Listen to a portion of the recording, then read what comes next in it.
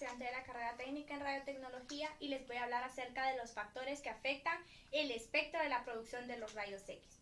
Bien, en la cantidad que nosotros tenemos y la energía que se genera en el tubo de rayos X, les voy a representar en una forma gráfica cómo se le conoce al espectro de producción de los rayos X. Y tenemos el espectro de los rayos X que se relacionan con la energía expresada en kilovoltios y la intensidad del haz de los rayos X. Pues recordando que en los orígenes de estos rayos X se tiene que cambiar la distribución del espectro.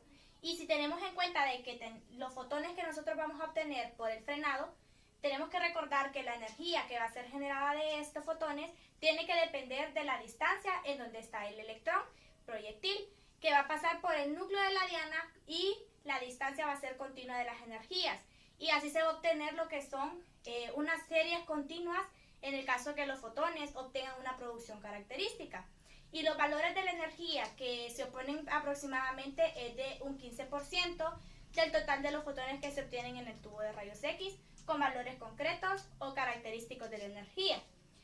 ¿Cómo así? Pues tenemos acá lo que es el espectro por frenado. Recordemos que el espectro por frenado tiene un aproximado de 85% de rayos X y la producción característica tiene un 15%, que eso nos hace un total de 100% de distribución de rayos X o de producción de rayos X. Ahora les voy a explicar cuáles son los factores que afectan y modifican el espectro. Está el número 1, que es el kilovoltaje pico, que este va a tener una energía cinética en donde vamos a proyectar los electrones proyectil. Tenemos los MAS, que es el número de electrones de proyectil que van a salir de este filamento. También tenemos el material del ánodo, que es o el material de la diana o el material del blanco. También tenemos la filtración añadida, que va a ser a la que vamos a someter el haz de los rayos X. Y tenemos, por último, la rectificación de onda, que es decir, un pequeño porcentaje de la corriente alterna que va a existir dentro de nuestro tubo de rayos X y que va a ser generada por el disparo que nosotros hagamos. Estos 5 factores son fundamentales para condicionar la forma de nuestro espectro. Ahora les voy a explicar detalladamente cada uno de ellos. Voy a iniciar con el kilovoltaje pico. El kilovoltaje pico es un parámetro que nos va a determinar el técnico de rayos antes de que hagamos el disparo. Este va a ser igual a la energía que se va a traducir en energía cinética. Esta energía cinética va a ser aplicada en los electrones proyectil para que se dirijan hacia el blanco. Y tenemos también lo que es el máximo valor de la energía de nuestros rayos X. Ahora les voy a hacer un esquema conteniendo el espectro.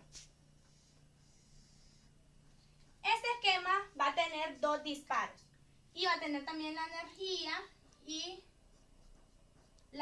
en kilovoltios pico y la intensidad del haz de rayos X. Vamos a tener los 2 disparos. El primer disparo va a ser de 80 kbp y vamos a tener otro de 100 kbp. ¿Qué va a suceder? El espectro de energía de los 80 kbp va a estar representado de esta manera. Este 80 de kilovoltios pico va a tener de un 30 a un 50% del haz de rayos X. Y el 100%, el 100 del kilovoltaje pico, este será la energía de los fotones. ¿Qué es lo que vamos a obtener aquí? Aquí vamos a obtener el número de rayos representados por el área de las curvas. Y en esta parte de acá vamos a conseguir lo que son el aumento del área baja de la curva. Y este es el KBP, en donde ningún fotón va a poder superar el kilovoltaje pico que le vayamos a aplicar en el parámetro inicial de nuestro disparo. Ahora les voy a explicar los MAS. Los MAS, es decir, los miliamperios por segundo, para darles una mejor explicación, tenemos que saber que está el filamento, que contiene la parte negativa, y tenemos acá lo que es el ánodo, que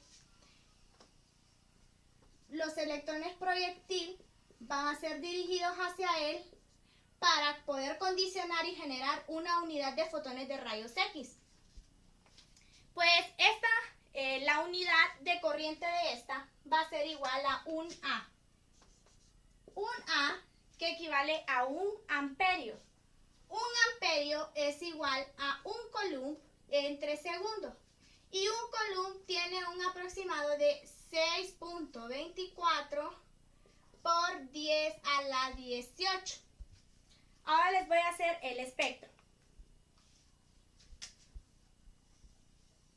Este espectro también nos va a contener la energía y nos va a contener la intensidad. Vamos a hacerle dos disparos. El primer disparo va a ser de 200 MAS entre, vamos a tener acá 200 MAS. 200.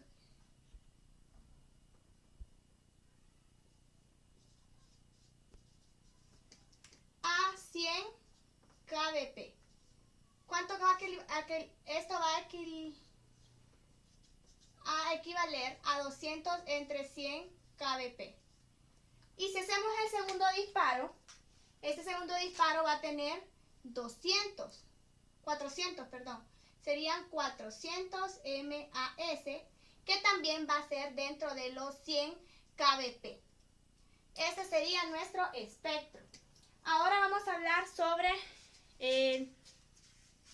la duplicación. Si nosotros duplicamos el número de los amperios, o si también lo triplicamos, esto se va a aumentar, y lo que nos va a hacer es proporcionar la interacción del material del blanco. Ahora les voy a hablar sobre el material del blanco o diana. Tenemos el material del ánodo, también conocido como material del blanco o material de la diana. Este va a depender más que todo del material en que esté hecho el blanco o la diana, y nos va a determinar si podemos obtener una cantidad de fotones que sea de energías o otras que sean más conocidas. Tienen tres elementos del número atómico. Vamos a tener un número atómico que va a ser igual a los átomos del ánodo. Estos vamos a tener materiales. Vamos a tener tres tipos de materiales. El primer material va a ser el wolframio. El segundo material será el molibdeno. Y el tercer material será el rodio. El rodio nos equivale a 45, el molibdeno a 42 y el wolframio que nos va a equivaler a 74. ¿Pero qué son estos números? Estos números son el número de protones que contiene en su núcleo. Ahora les voy a hacer la representación.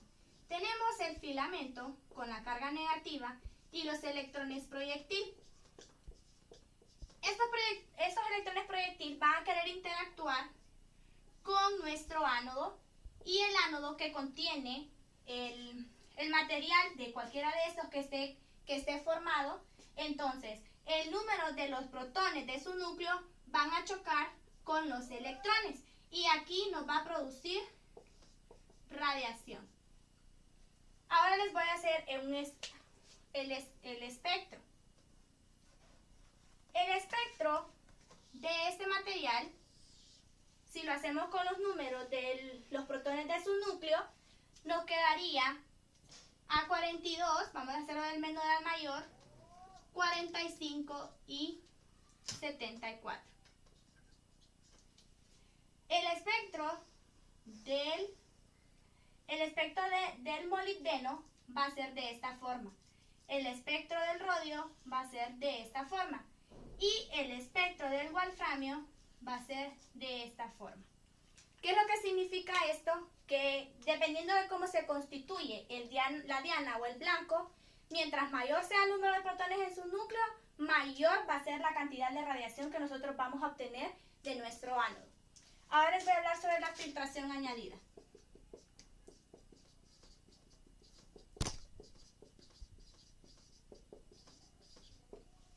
La filtración añadida va a contener lo que es una carcasa protectora. La carcasa protectora tiene el filamento con el cátodo negativo, los electrones proyectil y también tenemos nuestro ánodo. ¿Qué es lo que va a pasar con estos electrones? Como habíamos dicho anteriormente, van a querer interactuar con los protones del ánodo y así se va a hacer una filtración inherente. ¿Qué significa filtración inherente? Que esto no se puede evitar. Así que todos los tubos de rayos X van a obtener lo que se llama una filtración, el cual va a absorber la energía y solo va a dejar que salgan los electrones que sean necesarios para nuestro radiodiagnóstico o nuestro diagnóstico. Aquí van a salir más y aquí solo va a salir los filtrados. Ahora les voy a hacer el esquema. Tenemos el esquema. Vamos a hacer otros dos disparos.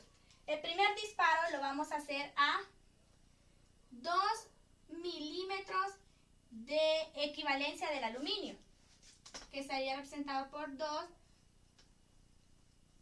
milímetros de equivalencia del aluminio. Ahora, el segundo disparo lo vamos a hacer con solamente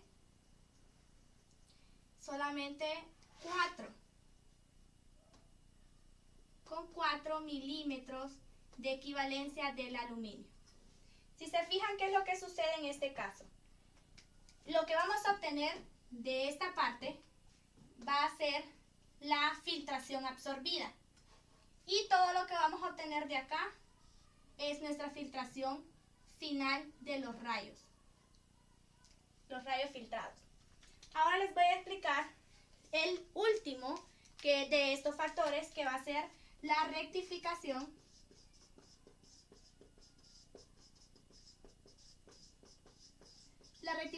de onda. Ahora les voy a hacer el esquema.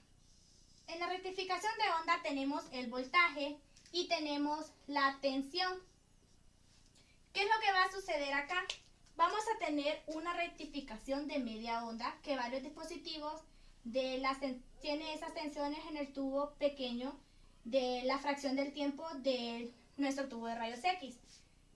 O estos también que van a llegar a alcanzar su nivel máximo. Ese nivel máximo va a empezar desde el valor de 0.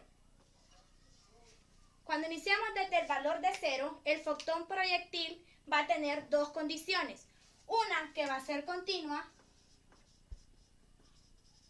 o constante, y la segunda que va a tener valores de tensión que van a ser constantes a la cantidad.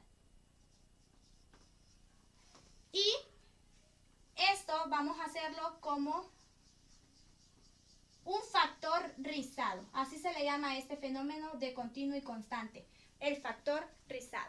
Muchas gracias por su atención.